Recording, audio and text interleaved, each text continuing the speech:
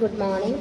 അപ്പോൾ നമ്മളിന്ന് പഠിക്കാൻ പോകുന്നത് 8ാം ക്ലാസ്സിലെ 3ാമത്തെ പാഠഭാഗമായിട്ടുള്ള ഭൂമിയുടെ ചലനങ്ങൾ, ഭ്രമണവും പരിക്രമണവും എന്ന ഭാഗമാണ്. അതിൽ ഭ്രമണത്തിനെക്കുറിച്ച് നമ്മൾ കഴിഞ്ഞ ക്ലാസ്സിൽ നമ്മൾ ചർച്ച ചെയ്തു.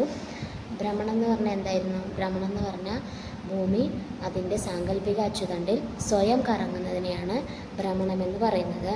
പിന്നെ അതിൽ ഭ്രമണത്തിന് 24 മണിക്കൂർ വേണം. പിന്നെ ഭ്രമണം മൂലമാണ് രാത്രിയും പകലും മാറി മാറി വരുന്നത് എന്നൊക്കെ നമ്മൾ പറഞ്ഞു. ഇനി ഭൂമിയുടെ മറ്റൊരു ചലനമായിട്ടുള്ള പരിക്രമണത്തിനെ കുറിച്ചാണ് നമ്മൾ പഠിക്കാൻ പോകുന്നത്. പരിക്രമണം എന്ന് പറഞ്ഞാൽ എന്താണ്? ഭൂമി സ്വയം കറങ്ങുന്നുണ്ട് എന്ന് നമ്മൾ പറഞ്ഞു. അങ്ങനെ ഭൂമി സ്വയം കറങ്ങുന്നതിനോടൊപ്പം സൂര്യനെ വലം വയ്ക്കുന്നതിനെയാണ് പരിക്രമണം എന്ന് പറയുന്നത്. ഈ പരിക്രമണത്തിന് 365 ദിവസമാണ് ആവശ്യമായിട്ട് വരുന്നത്.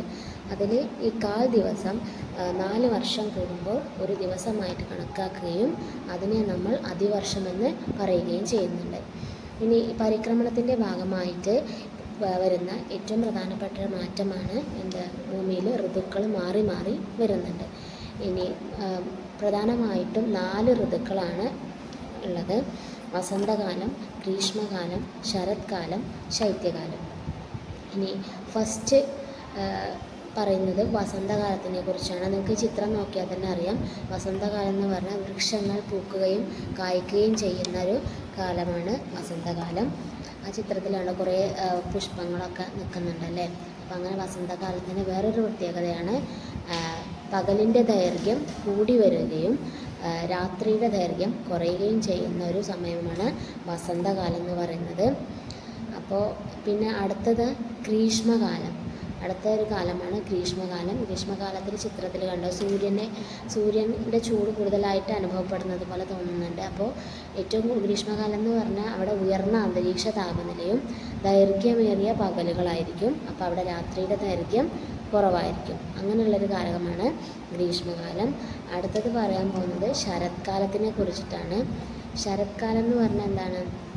ചിത്രത്തിൽ നോക്കിയാൽ കാണാം, ഇലകളൊക്കെ പൊഴിഞ്ഞ് കിടക്കുന്നുണ്ട്. അപ്പോൾ വൃക്ഷങ്ങൾ ഇലകൾ പൊഴിക്കുന്ന കാലമാണ് ശരത്കാലം. അവിടെ പകലിൻ്റെ ദൈർഘ്യം കുറഞ്ഞു വരുന്നൊരു സമയമാണ്, രാത്രിയുടെ ദൈർഘ്യം കൂടുതലായിരിക്കും. ഇനി ലാസ്റ്റായിട്ട് പറയുന്നതാണ് ശൈത്യകാലം. ശൈത്യകാലം എന്ന് പറഞ്ഞാൽ എന്താണ്? ഈ കുറഞ്ഞ അന്തരീക്ഷ താപനിലയും മഞ്ഞുവീഴ്ചയും പിന്നെ അവിടെ ദൈർഘ്യമേറിയ രാത്രിയും അനുഭവപ്പെടുന്ന കാലമാണ് ശൈത്യകാലം. അവിടെ പകലിൻ്റെ ദൈർഘ്യം കുറവായിരിക്കും. അപ്പോൾ ഇത്രയും കാര്യങ്ങളാണ്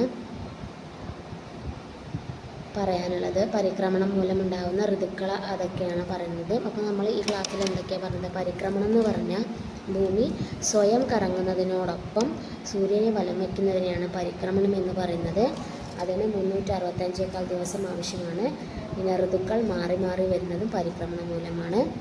പിന്നെ പ്രധാനമായിട്ട് 4 ഋതുക്കളെ കുറിച്ചാണ് നമ്മൾ പറഞ്ഞത്: വസന്തകാലം, ഗ്രീഷ്മകാലം, ശരത്കാലം, ശൈത്യകാലം. വസന്തകാലത്തിൻ്റെ പ്രത്യേകത എന്തായിരുന്നു? വസന്തകാലം എന്ന് പറഞ്ഞാൽ അവിടെ വൃക്ഷങ്ങൾ പൂക്കുകയും കായ്ക്കുകയും ചെയ്യുന്ന കാലഘട്ടമാണ് വസന്തകാലം. അവിടെ പകലിൻ്റെ ദൈർഘ്യം കൂടി വരുന്നുണ്ട്. പിന്നെ ഗ്രീഷ്മകാലം എന്ന് പറഞ്ഞാൽ എന്താ പറഞ്ഞത്? അവിടെ ഉയർന്ന അന്തരീക്ഷ താപനിലയും ദൈർഘ്യമേറിയ പകലുകളുമാണ് ഉള്ളത്. പിന്നെ ശരത്കാലം എന്താ പറഞ്ഞാൽ? ശരത്കാലം എന്ന് പറഞ്ഞാൽ വൃക്ഷങ്ങൾ ഇലകൾ പൊഴിക്കുന്ന കാലമാണ്. പിന്നെ അവിടെ പകലിൻ്റെ ദൈർഘ്യം കുറഞ്ഞു വരുന്നുണ്ട്. പിന്നെ ശൈത്യകാലത്തിൻ്റെ പ്രത്യേകത എന്ന് പറഞ്ഞാൽ കുറഞ്ഞ അന്തരീക്ഷ താപനിലയും മഞ്ഞുവീഴ്ചയും ദൈർഘ്യമേറിയ രാത്രിയുമാണ്. അപ്പോൾ ഇന്നത്തെ ക്ലാസ്സിൽ ഇത്രയും കാര്യങ്ങളാണ് പറഞ്ഞത്.